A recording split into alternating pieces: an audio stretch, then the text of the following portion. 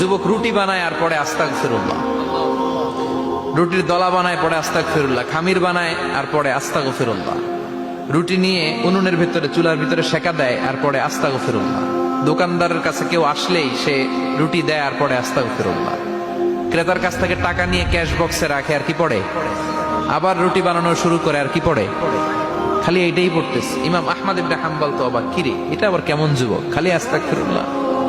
উনি প্রশ্ন করলেন, যুবক ঘটনা কি? আসার পর থেকেই তোমার দেখতেছি তুমি রুটি বানাও, রুটি বিক্রি করো আর পড়ো আস্তাগফিরুল্লাহ, মালাকা ইয়া শাবাব।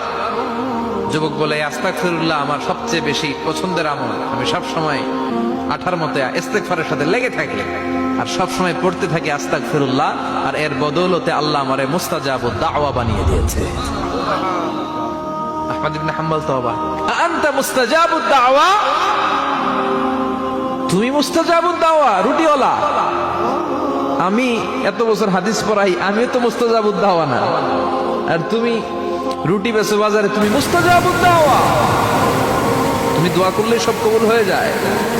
যুবক বলে, না আনা মুস্তাজাবুদ দাওয়া, আমি আমার জীবনে যত দোয়া করেছি কবুল করে নিয়েছে কে?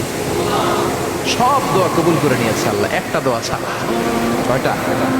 আহমদ ইবনে হাম্বলের কৌতূহল, কিউরিসিটি আরো বেড়ে গেল, কি সব দোয়া কবুল হয়েছে একটা দোয়া ছাড়া? মাযালিকা দোয়া ইয়া শাব, কি সেই দোয়া? যুবক এবার বলতে শুরু করলো, আমার জীবনে যে দোয়াটা আল্লাহ কবুল করে নাই সেটা হচ্ছে আমি আল্লাহর কাছে অনেক চেয়েছি, অনেক দোয়া করেছি যে আল্লাহ, শুনেছি এই জামানার সবচেয়ে বড় মুহাদ্দিস, তার নাম নাকি ইমাম আহমদ ইবনে হাম্বল, আল্লাহ তোমার কাছে আমার চাওয়া আমি যেন এই ইমাম আহমদ ইবনে হাম্বলরে দেখে মরতে পারি, আমি যেন ইমাম আহমদ ইবনে হাম্বলের হাতে হাত রেখে মুসাফা করতে পারি আর তার কপালে একটা চুমু এঁকে দিতে পারি। আহমদ ইবনে হাম্বল আবেগপ্রবণ হয়ে গেলেন, চোখের পানি ছেড়ে দিলেন, বললেন, যুবক তোমার এই দোয়াটাও কবুল হয়ে গিয়েছে। আহমদ ইবনে হাম্বলের দেখা সাক্ষাৎ পাওয়ার জন্য আহমদ ইবনে হাম্বলের বাড়িতে তোমার যাওয়ার দরকার নাই, আহমদ ইবনে হাম্বল তোমার দরবারে ছুটে এসেছে। আনা আহমদ ইবনে হাম্বল মুহাদ্দিসুদ দাহর, আমি নিজেই আহমদ ইবনে হাম্বল। যুবক চোখের পানি ছেড়ে দেয়, আহমদ ইবনে হাম্বল চোখের পানি ছেড়ে দেয়।